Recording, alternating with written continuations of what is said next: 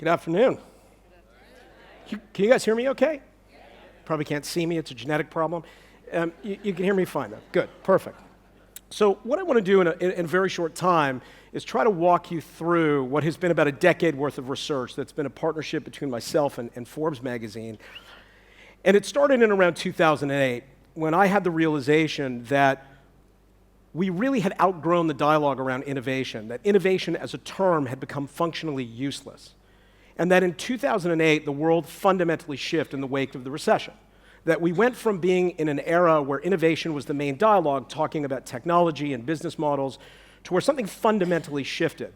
And I would argue that where we are today is in a moment in history that is quite unique, where we are literally rewriting this planet from the ground up, a complete resetting of the operating system in which we live.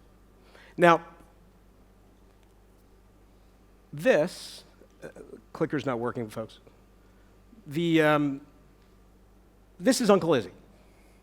Now, the reason I show you this is my family and my uncle owned a $6 billion a year revenue media company based out of Canada. They were the owners of Network 10 here in Australia, actually.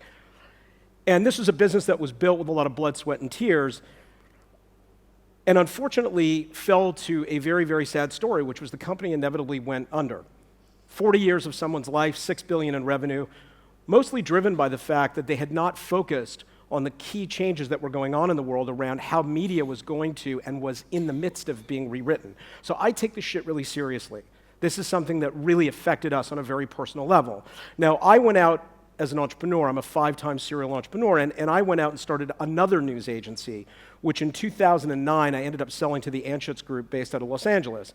So I went from being an entrepreneur predominantly most of my life to being the chief innovation officer of a 70,000 employee business where we were the largest live sport and innovation business in the world. Now, difficult because the owner of that business was 78 years old and has no cell phone and no computer. So talking about innovation and talking about how the world was being rewritten was a bit challenging.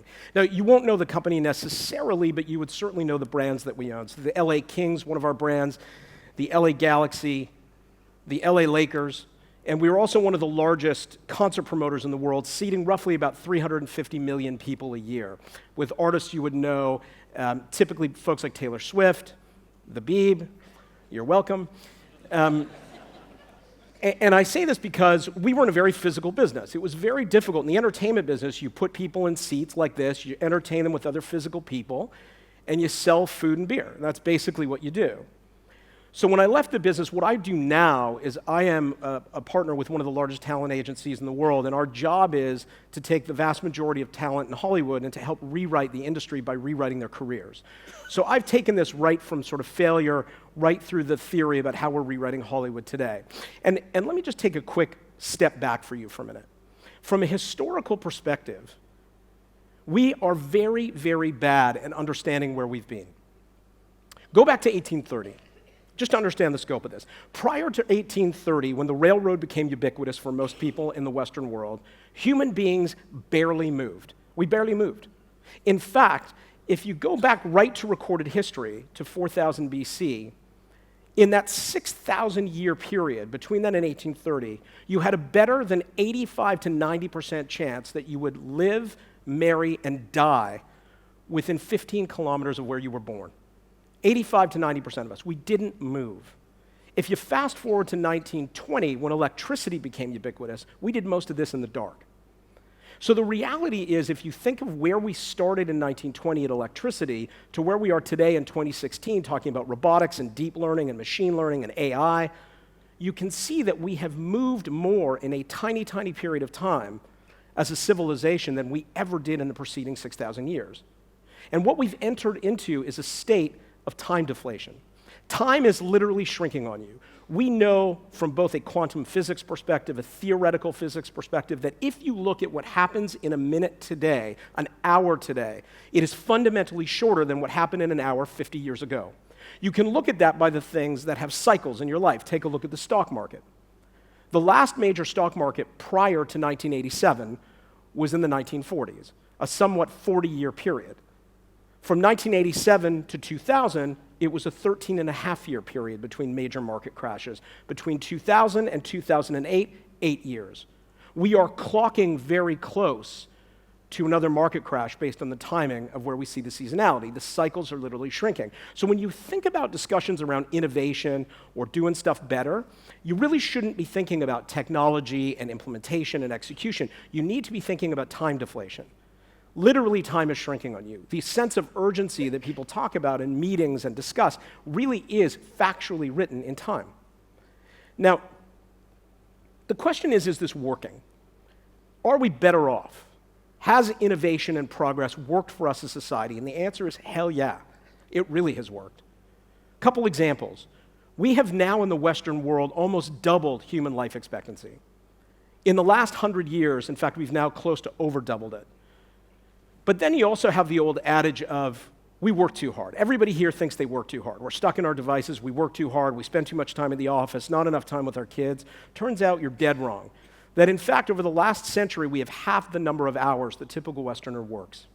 So we are living longer, working less, and if you look at civilian deaths by casualty of war, it's almost half since the end of World War II. So it is working. We are better off. Now, let me talk to you about the rewrite specifically, and I want to try to just draw a bit of a distinction between innovation, disruption, and rewriting, because they are very different. Innovation, I would argue, is outgrown as a concept. It is not functionally useful anymore. Innovation, to me, is today's incrementalism. It is doing stuff better, at a better clip, at a better rate, with faster marketing, better client implementation. It's all about better results. Disruption is very easy to define. It's the way Clay Christensen defined it. It's when you have an entrant into a market, low cost, high volume, and they eat their way up the food chain and take over market position. Rewriting, however, is very different.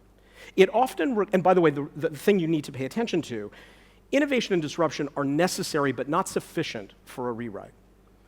Rewrites are marked by two very specific things. The first is something that is a rewrite around you is having a deep impact on the way we live. It's a societal change. We are living in the largest era of mass institutional shift in the history of our species. Rewriters touch that. They affect the way institutions work and shift.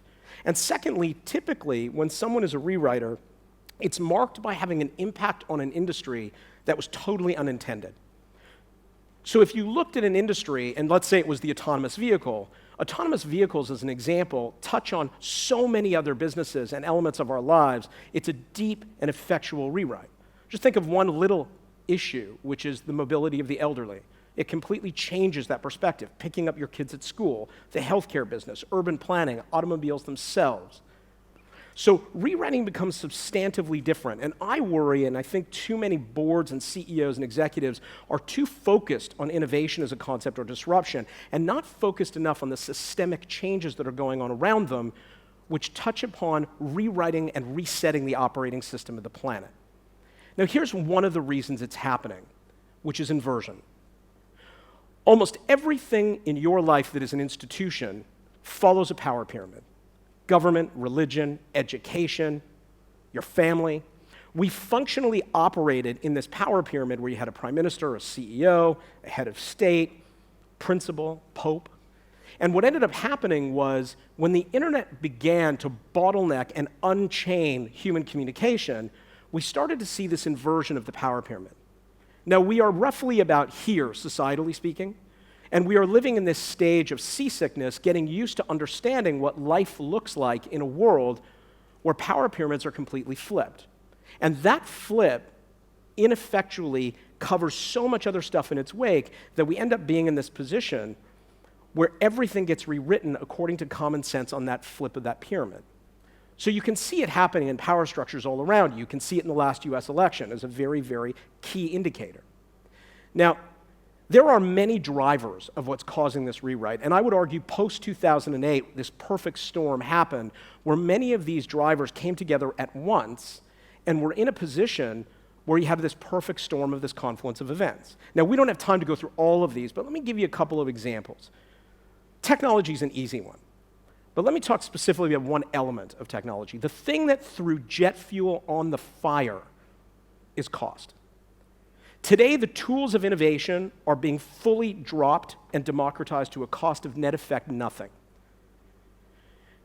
We're in a position where for almost the last 6,000 years, most of the tools of innovation, whether it was the Gutenberg moment or cable or broadcast or quantum computing or anything you touched, anything that was substantive technologically or touched base units of human communication was really damn expensive. Now, these tools are dropping to zero and changing the way the world works in terms of how we democratize innovation. Let me give you just an example from my own life. In 1999, we built an e-commerce company that we took public. The engine that we built that on cost us in 1999 roughly 46 million American to build. My last investment in an e-commerce company, they had an engine that was about 25 times more sophisticated than the one we built in 99. Their fully burdened cost on that build was about 3,500 US. And by the way, it's not just about the big e-commerce mobile apps and that sort. It's about really heavy tech.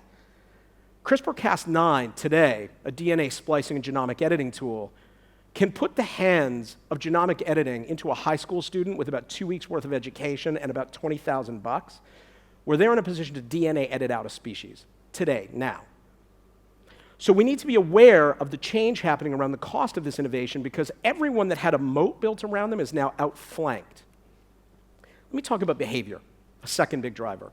Human behavior hasn't changed much in 6,000 years until the rise of the consumer internet in the mid-90s.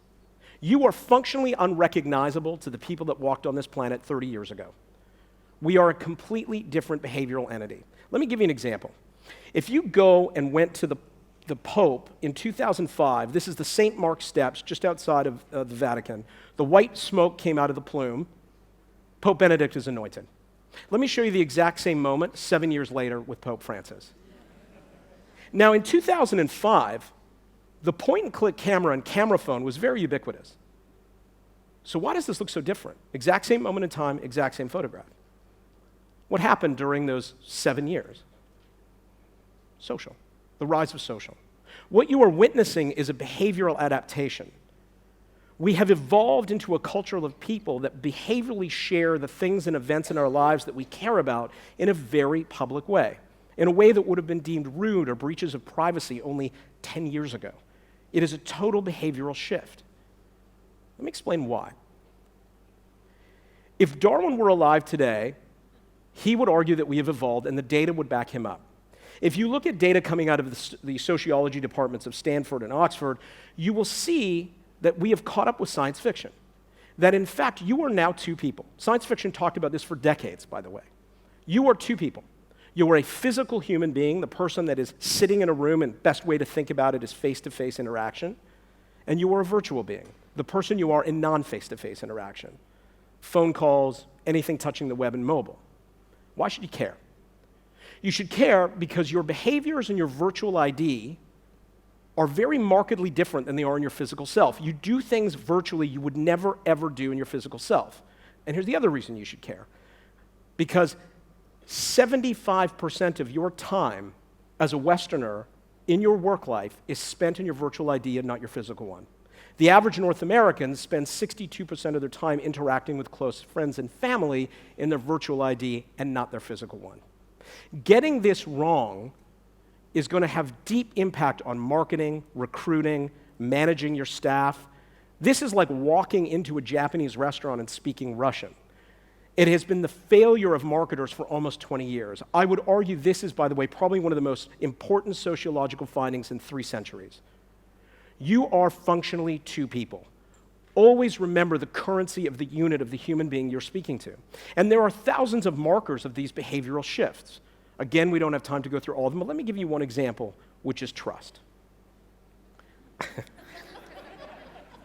My dad is an 80-year-old dentist and a bit of a Luddite, and so when I would try to explain to him about this virtual ID, I would say, you know, Dad, turns out you would think that in your physical self you'd be more trusting.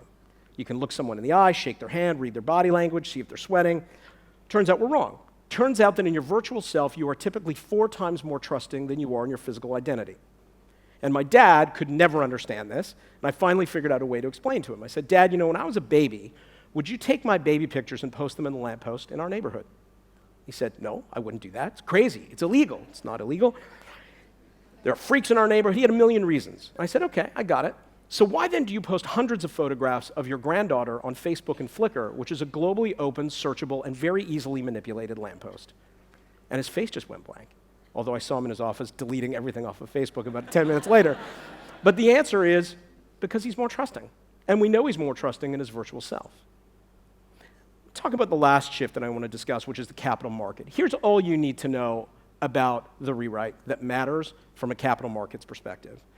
The blockade that investment banks put on public market capital access, big dollars that companies needed to compete, is now over. The embargo is lifted. In 2008, when they saw their brethren at Bear Stearns and Lehman go bankrupt, they lifted the walls. They would typically protect their Fortune 2000 clients, and they have now stopped it. In fact, lots of emails were leaked saying to their clients, we want to work with you, we can no longer protect you. And the best example of that, by the way, is Tesla. The electric car is not new technology. It is, in fact, older than the combustion engine. So how did Elon Musk, as smart as he may be, overcome a multi-decade, multi-billion-dollar campaign to keep this vehicle from ever seeing the light of day? And the answer is because Wall Street let him. You will see every industry, regardless of how mundane or physical, will have at least one market entrant with $1 billion in financing coming to take market share each and every year. So let me end off with the answer. And before I give you the answer, let me give you something to think about with respect to numbers. There are currently 3 billion of us sitting on the network today. Within the next 24 months, we are expecting the next billion to light up. That 24-month period and those billion people will be the single largest economic event in human history. Single largest economic event in human history. And all the smart money is totally focused on it right now. And if you want a sample of what that looks like, roll back the clock for 4 days, roughly, to Singles Day on Alibaba. Singles Day, their big one-day sale, I don't know why they call it that, but this year on Singles Day, Alibaba sold just north of $20 billion worth of product in one day. 20 billion. That, by the way, is roughly the same as Facebook's annual revenue. They did in one day. And the vast majority of this coming from the developing world. So keep aware that we are quite lonely on this network currently. There's only 3 out of the 7 of us living on it. And here's what we know about the playbook, and here's what we know works. Large organizations, small organizations, the data points the same. The answer is parallelism. The way you survive in a world that's being rewritten around you is you focus on building parallel entities whose job it is to put the master entity out of business. It's exactly how Google structured itself with Alphabet. It's exactly how Samsung structures itself. And here's the rule. Companies are very bad at understanding how to move quickly and react for good reason. They have real things to do and real employees and real quotas and real staff. By building parallel entities, you create an ecosystem that becomes unstoppable. And here's the rule. The rule that works is the companies that are most successful are the ones that create 10% new revenue year over year from new product. 10% new revenue year over year from new product. Google, by the way, is at about 25%. So while there is no specific playbook of how you function in a world that is being rewritten around you, I can tell you for sure this is going to be one hell of a 730 days. Thank you very much.